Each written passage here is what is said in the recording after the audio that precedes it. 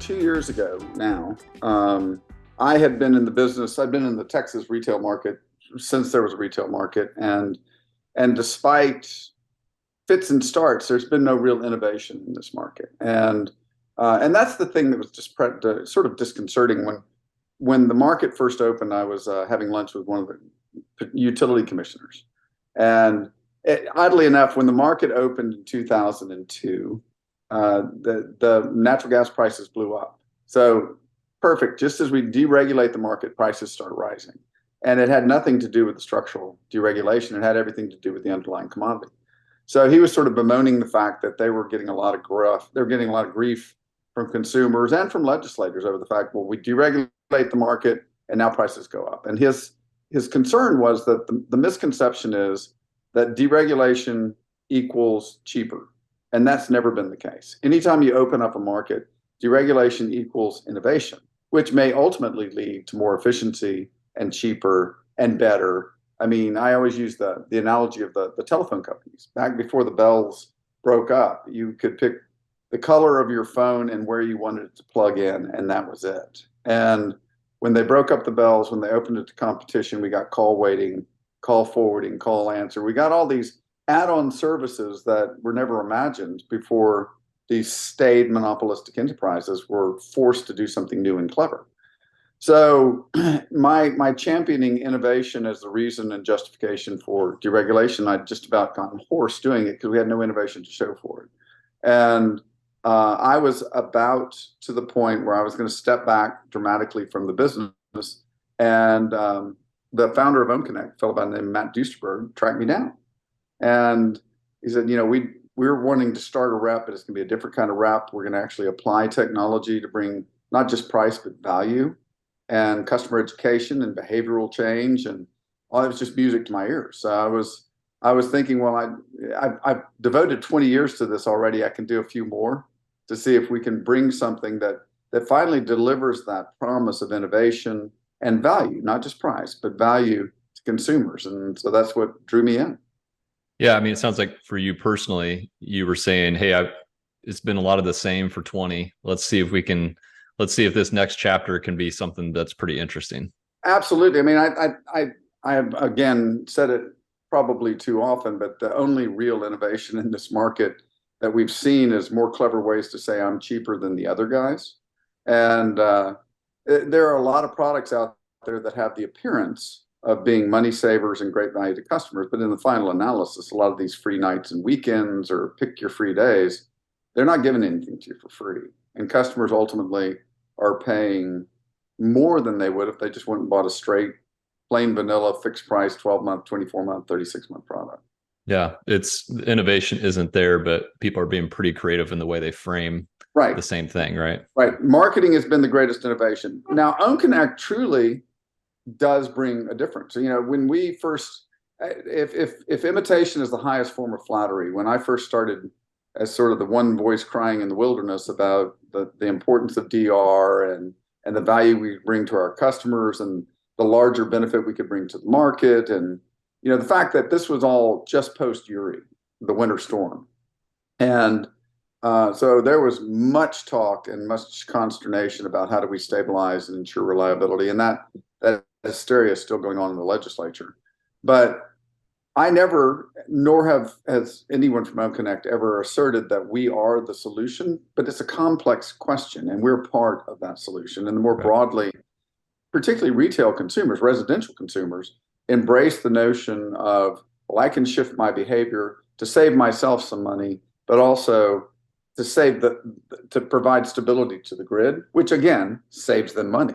Because a lot of these other solutions are very, very, very expensive. So if we can just change our behavior, our consumption habits, we can extend the invested capital that's currently on the ground. And that means that equates to a lot of dollars.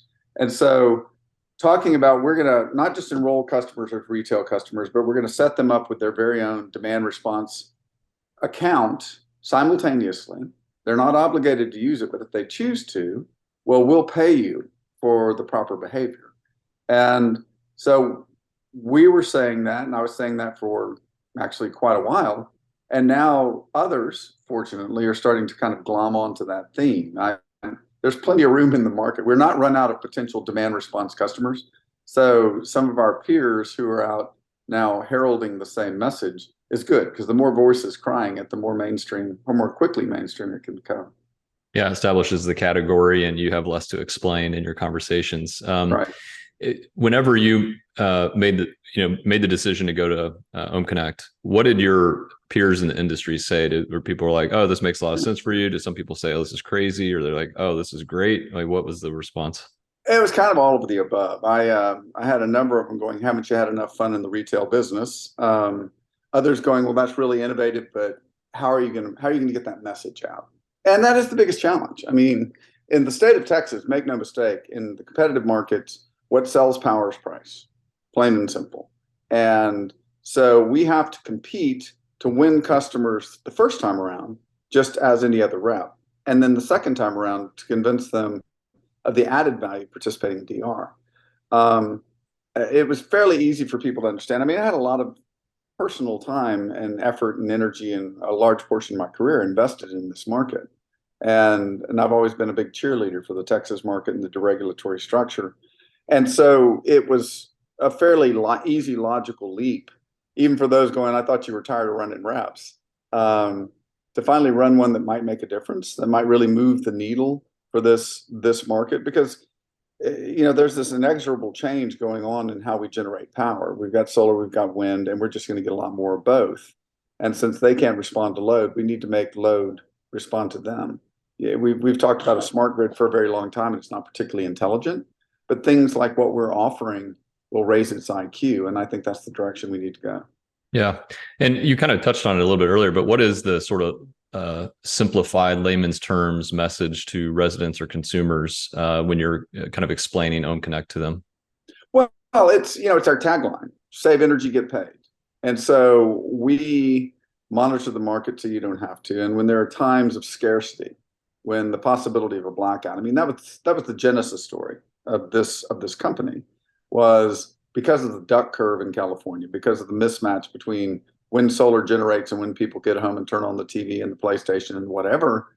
Then there had to be a load shift in order to provide stability to that market. Well, the same is, not nearly to the same extent, but the same phenomenon is occurring here. And so we tell people, now's the time that we need you to save. We need you. And you don't even have to do anything if you connect your devices. We'll turn your thermostats on. We'll turn off your smart plugs. We'll do those things, and then we'll turn it back on when the crisis is past, and we'll pay you for it. Because what we do is we establish a baseline of your 10 days rolling average consumption. And so we know what you use every 15 minutes of every day for the past 10 days. And when we have an event, we can then gauge how far below that baseline you reduce your consumption, and we pay you for it. And so people accumulate watts, which is the equivalent of airline miles or credit card points, that can be traded in as payment on their bill. They can be traded in for a host of quite a variety of gift cards, donations to various charities. I mean, so there's all sorts of ways to extract the value, the incremental value that you generate for yourself. But the punchline is save energy, get paid. And I guess the subtext would that be modify your behavior and be rewarded, because that's what we're trying to get people to do. Yeah. And what of the people who have latched onto it sooner than others, do you see certain trends or commonalities in the ones who raise their hand and say, "Yep, this looks good"? Oddly enough, you would think that the people who raise their hand, jump in, are the people who are advocates of climate, of doing everything possible to blunt the effects of climate change. But quite honestly, it's a pretty cross. Obviously, those folks are there, and the early tech adopters are there. But the people that tend to, I would say, occupy the largest share are people who truly want to save money. Yeah. And it's something. It's great that there's all sorts of ancillary benefits to it, but these are people that, by providing them information, human nature being human nature, people behave in the way they're incentivized to behave. And so if you can show someone that acting in this manner will inure to your benefit, well, that's how they're going to act. And that's always been the case. A great example of that is years and years and years ago, when they first put the fuel economy measure in cars, just telling people that if, this is how many miles per gallon you're getting. And then they could see that by changing the rate at which they accelerate out of the light and how long it takes to stop and setting the cruise control, they could behave in a way that, again, inured to their benefit. And so average fuel mileage went up just by giving people feedback information to inform their behavior. And we're doing the same thing. Yeah, it's fun to drive 80 miles per hour, but if you see that you save a lot more gas by going 70 or 65. Exactly. If 75 will extend that tank an extra 40 miles, I'm not in that big a rush, right? Yeah, and those the are same those true subtle their nudges. electric bill. Right. Yeah, subtle nudges. Yeah. Yeah, it seems like, you talked about like maybe one of the initial thoughts is like anybody who cares about climate is going to notice this and latch onto it. Of course, there's a difference between people who care about climate and the people who do something about it. Those aren't exactly the same. Vast difference. Now, the people who care about saving money and then actually take steps to save money, that probably is a much bigger pool, actually, at this point today. Absolutely, it is. And when you look at that's been even exacerbated by the inflation we've seen over the last 18 months. Another rep I ran way back in the early days, before it was universal that everyone was going to provide a 100% green product. We were testing to see if 100% green was worth the development time. And so we did a focus group. And this has been a long time ago. So it's 20 years. The world's opinions have changed, but we did a focus group, and by show of hands, we asked who would pay more for 100% green energy. 100%. Everyone in the room raised their hand. And then we had a written portion of the test. Same question, 0. So it's all about that looking around. Yeah, I love baby seals kind of mindset. But to your point, and it was an excellent point, most people don't recognize it. Everybody is willing to talk about saving the world and helping the environment. Oh, wait, is that going to cost me more money, or is that going to be inconvenient? Well, I'll let my next door neighbor take care of it then. And more people, I think, are taking that step to where I believe it and I'll do something about it. But you're also right. There's a lot more people out there in the current economy that are willing to do what they need to do to save some money, particularly on something as significant.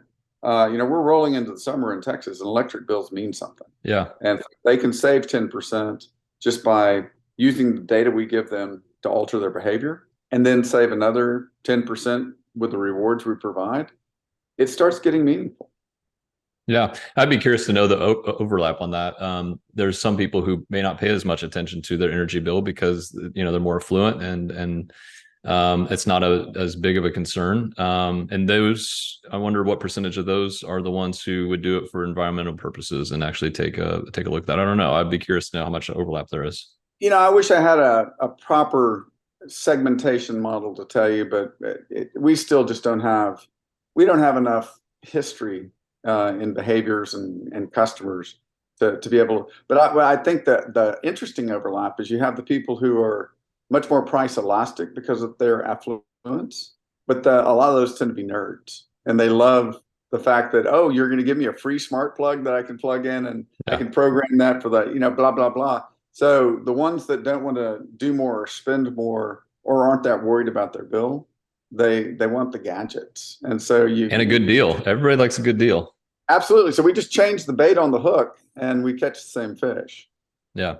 That's what I think is interesting about what you're doing is that it seems like there's different levels to this. There's things you can do that don't require much behavior change or action at all. It's all fairly automatic. And then there's other stuff where there is behavior change and there's rewards for that. And talk a little bit about the gamification aspect of it that's introduced. Oh yeah, that was the other thing. Aside from my wanting to be part of a real introduction of innovation to the market, OhmConnect's done a beautiful job. The gamification.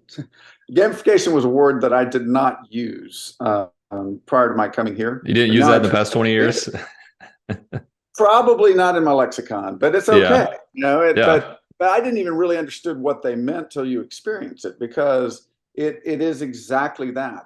We have you. If you're a customer and you participate, then you have, like your airline status, you have silver, gold, platinum, and in the rarefied few, the diamond status. And those are all determined by the level at which, the percentage at which you reduce on average from events.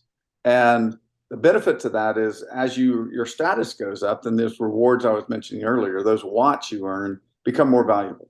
Because if you want to buy something in our store, if you want to buy a gift card, if you want to redeem for bill credits, those watts become more valuable as your participation increases. And then we track streaks, and streaks don't have any intrinsic value, but it's like Wordle. Once you get over about 15, you become obsessive. People want to keep getting that streak rolling, and the same is true for us. And the fact that when you go to the rewards page, you can spin a wheel and win a prize for invest a couple of hundred watts, or you can buy raffle tickets against drawings that we have on a weekly basis. And so that it draws you into where you become much more engaged, much more invested. And we've found that for those that participate in it, we start to gain some price elasticity, which has never been the case in the Texas market. Texas customers generally will drop you for a tenth of a penny.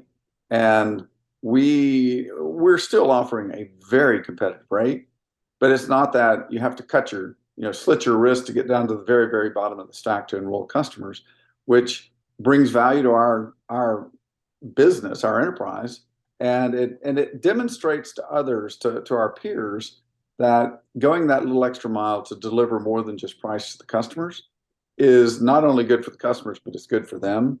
And it's that sort of missionary work that we started 2 years ago that I think is starting to resonate in the competitive marketplace. And I think I hope ultimately, it'll spread, and this will just become something that everybody has on their bill. Who's your DR provider rather than who's your rep? Yeah.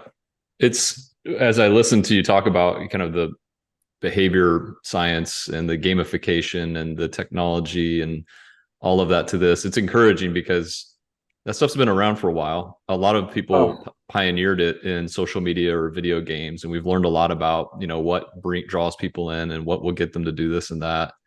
Some of it's been applied into the energy sector, but maybe not as much as all of these other sectors who have really taken it to a really advanced level. So it's great to hear that we can apply that to something that's, energy is so important to everything we do. Some would say energy is the only currency we have. So right. It's in some ways, it's almost amazing it took us this long, but that's just the environment that it was in, and we're here now. Entities like humans behave in the manner in which they're incented. And when you still look at the vast majority of electric consumption in this country, it's in fully integrated utilities. And their only incentive to behave differently is if their regulators happen to mention, it would be really nice for your rate of return if you did this. We'll give you a performance bonus if you do that. And right now in Texas, as I kind of alluded to earlier, post Winter Storm Uri, energy has been the topic du jour for every jour since then. And we've recently had, the Public Utility Commission recently had a set of working groups, 4 working groups looking at demand response, energy efficiency, the structure of it, and how you deliver energy efficiency to low-income customers. And what was interesting about that was that the utilities were obviously big players in that process because they have a lot of skin in that game. But the way they went about prioritizing objectives coming out of it was, does it require a rule change? Well, no. Well, if it does, then that was high priority. If it was a kind of gray area, it was a medium priority. And if it didn't, it was low priority, just go do it. And so one of the things that was listed as low priority was getting utilities to work collaboratively with competitive retailers to drive the message of energy efficiency and demand response to consumers. And it was made a low priority because, well, you can do that already. I said, well, we've been able to do that for 20 years and no one's done it. The only way utilities will change their behavior is if they change the incentives that inform that behavior. So we actually do need a rule change. We actually need to pump that up to high priority and change the manner in which the regulated portions of this business are still incentivized by the Public Utility Commission. And it wasn't particularly well received by the utilities, but so be it. That they have the keys and they have the wherewithal to really drive broad penetration of just simple technologies that'll have enormous benefits if they're in large scale. How long has OhmConnect been at it so far? Is it about 8 years? Yeah, it's 8 years in California, two and change in Texas. Yeah. And where would you say when you imagine a future state where you're saying, oh yeah, we're really reaching as far as we think we can in Texas, like, and where you look at today, like where do you think you are on that journey, and how far Oh, can it go? like I say, we're not running out of potential customers just yet. I think that the greatest challenge we have is sort of waking the sleeping giants out there and having them offer something comparable. And the good news is they are pretty heavily sleeping giants. I mean, that they're the big incumbents, and I have to be careful. I have a really good friend who I inadvertently offended recently in an interview when I said they've got no incentive to do anything innovative, and his title happens to be enterprise innovation. So he took some umbrage at that. And that's not what I mean. Their incentive, what small competitors like us and others that come up with novel new ideas that really change the customer experience, what they force the larger dominant players in the market to do is recognize that there might be a risk if they continue to do the same thing. So um, I think that as the message of you can save money, you can earn money, and it's not that oh gee, the AC went off, it must be broken. Oh no, somebody's messing with the thermostat. One of the things we do differently than the incumbents have is we talk to our customers a lot, and we communicate with them that there's an event coming, this is how long it's going to last, this is when it's going to occur, so that we don't disrupt their life. We give them advance notice so that they can plan around it and still be rewarded for changing that behavior. And I mean, so I think that, there's 6 million competitive meters in the state of Texas. We're not there yet. And I think all of them potentially, they can all benefit from it. And I think they're all potential customers. Yeah, I'm just as an outsider looking in, I think about, what this would have looked like even just 15, 20 years ago. Um, when energy is bountiful, you want customer services not have to think about it. And I flip a light and things turn on and the bill's not breaking me each month. And so that's it. Like that's service, that's innovation, is not having to interface with it and think about it. But technology has gotten to the point now where we are carrying computers around in our pocket, and we Right. understand customer user experience and that type of thing. And we're more, I think, well, not everybody, but more aware that like, hey, energy is an important topic. And actually, if we play just the most minor of roles, we can make things easier on the grid, on the planet, on our wallet. And if we're really Mhm. good at the way we interface back and forth between utilities and residents, and kind of take all that friction down to something that's pretty easy to incorporate into our day, like that's a huge game changer that really wasn't possible 20 years ago. I mean, you would have had to send something in the mail or call somebody, and you couldn't do that at scale.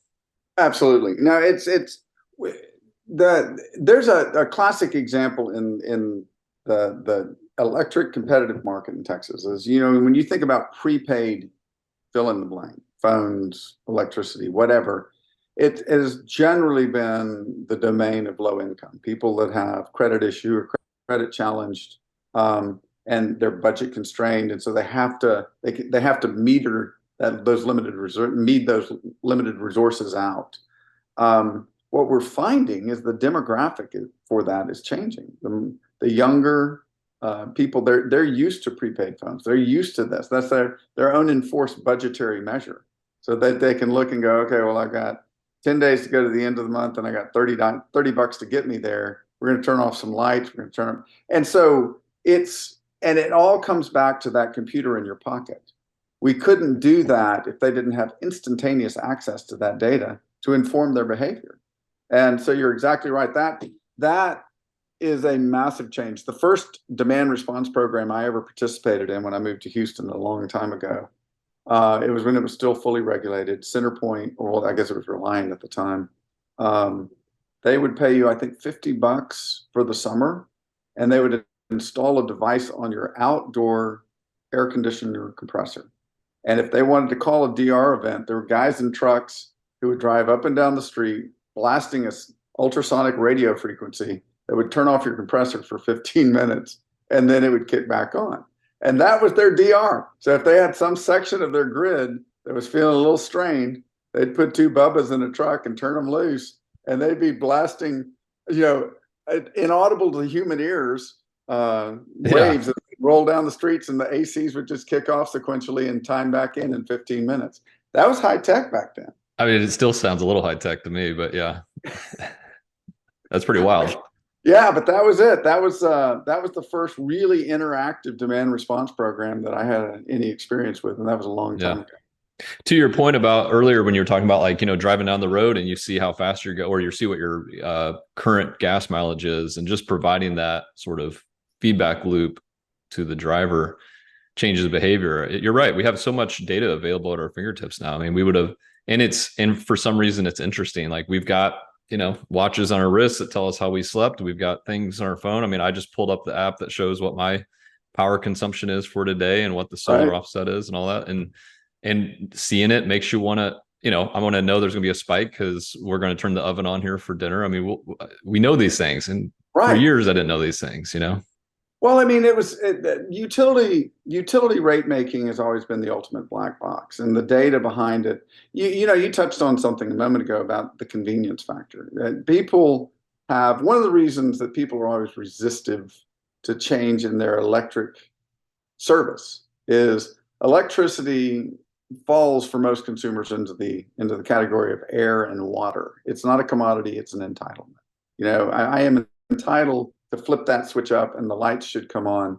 And if I have a blackout that lasts 15 minutes, it's the next closest thing to the end of the world. And so I don't want to think about it. And that was one of the real big pushbacks when this market opened 20 years ago, was people had never had to think about it. They just knew who to hate. If my incumbent utility he's going to charge me too much in the summer, they're robber barons, blah blah blah.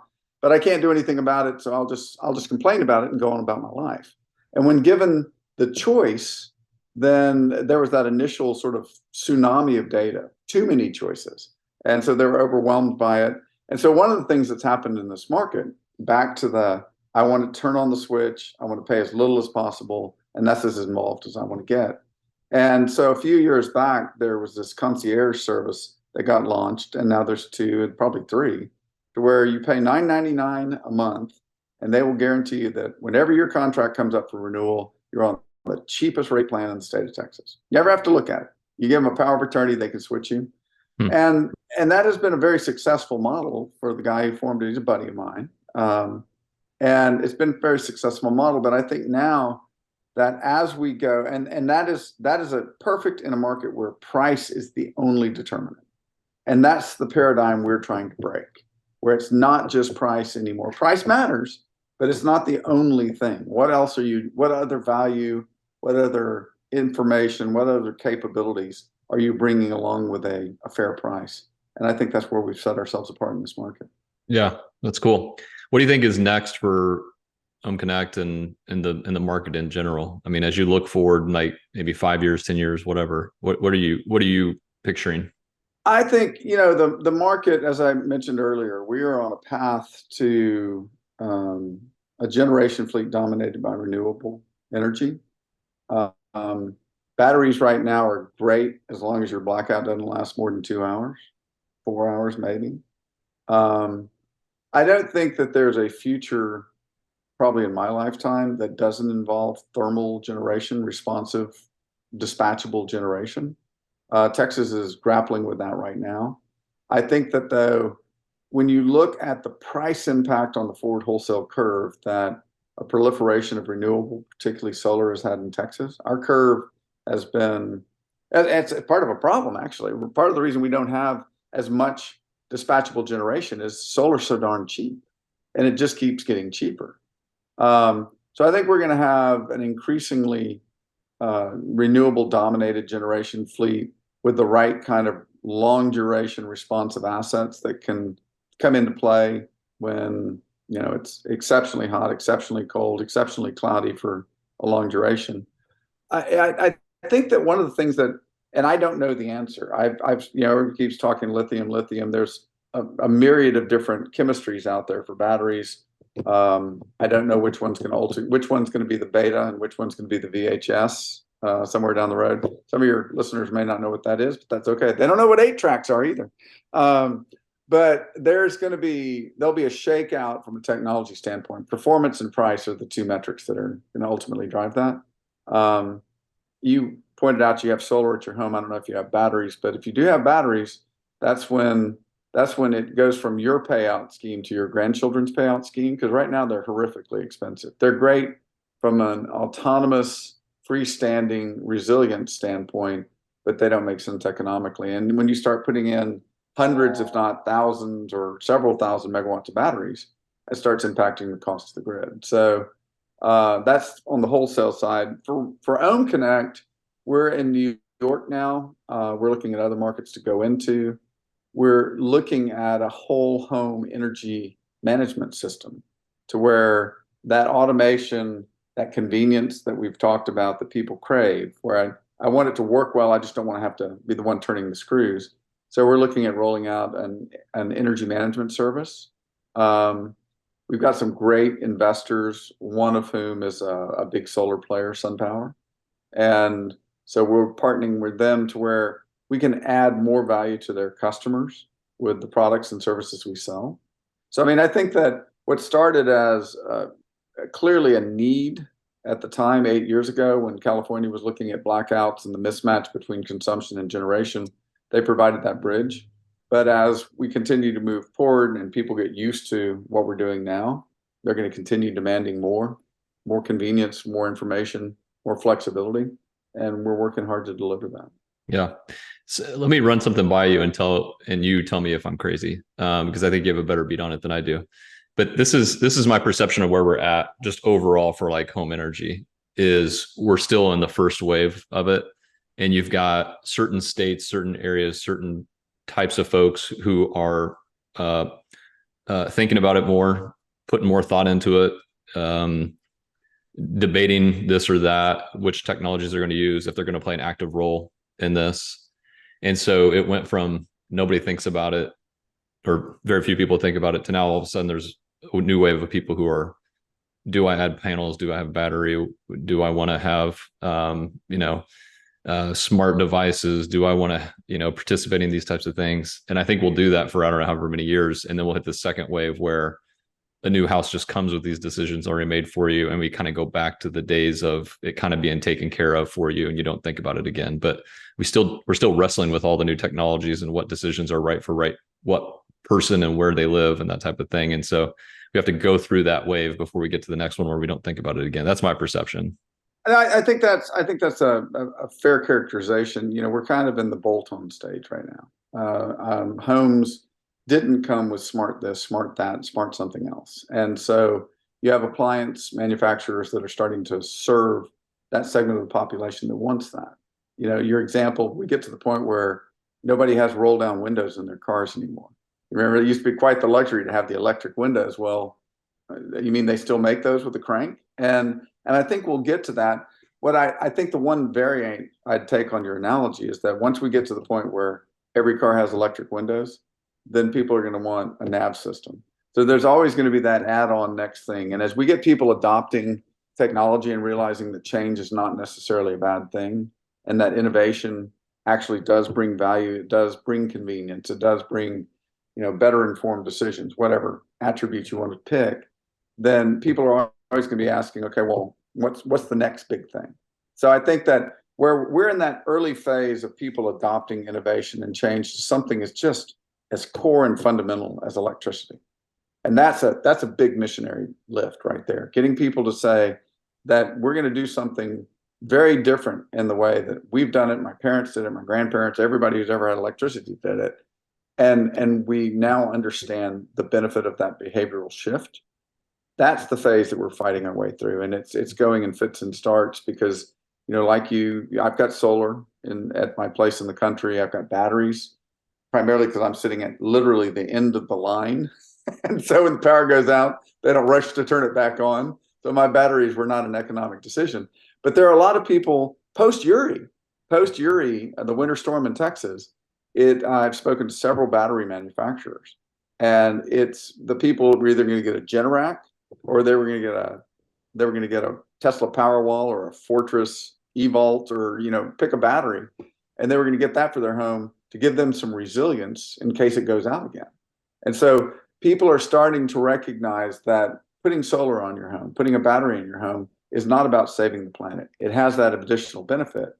But the other benefit is it gives you an element of autonomy and independence.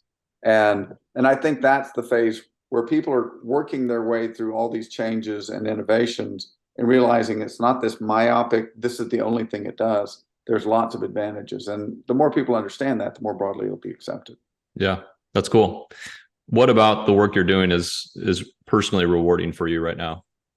Well, again, it's weird being a bit of a Pied Piper. I think it comes across. I'm not a particularly repressed individual, and being able to go out and say, this is why this is a good idea, and this is why I think you should do it. It can be kind of a lonely process at the outset, but when you start hearing yourself from other quarters, then you realize that message is starting to resonate.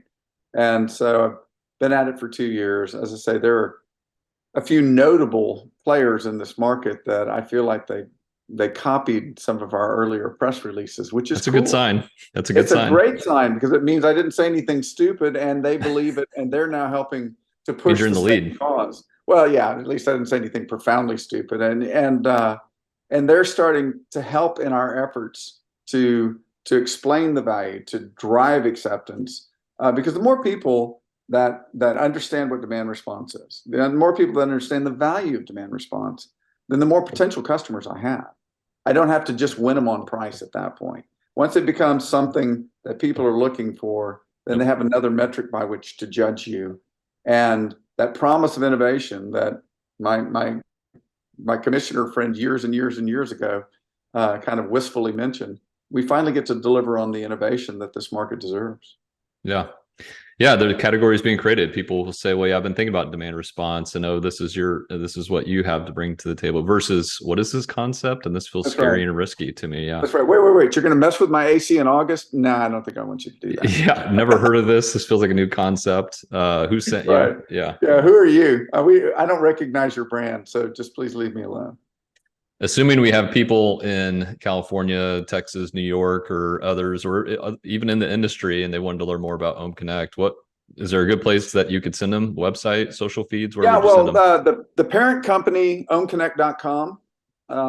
That's you can learn everything there is about the company, the mission, the values, what we're doing. And if you're in Texas, it's tx.ohmconnect.com.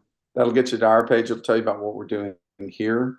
It'll tell you about the products that we offer, and which change all the time, based on the forward price. As I say, we're not going to get there's a competitive site in Texas managed by the Public Utility Commission called Power to Choose, and it's just a great big open comparison marketing site, and it has historically been the home of bait and switch, where the reps will go in, they'll put sort of shady offers with the idea that maybe the customer will fall asleep and they can crush them when that fixed price goes away and variable kicks in. We're there. We're not doing the race to the bottom pricing, as I like to call it. We offer a fair commodity price, but a very, very valuable offer. And so you can find us on our webpage. You can find us on Power to Choose. And I say, for California, if you want to know more about the company and sort of the core of why we're here, the ohmconnect.com page is the place to go. That's great. Don, enjoyed it. Really enjoyed hearing more about what you guys are doing and what you're doing next. Well, thanks so much. It was great visiting.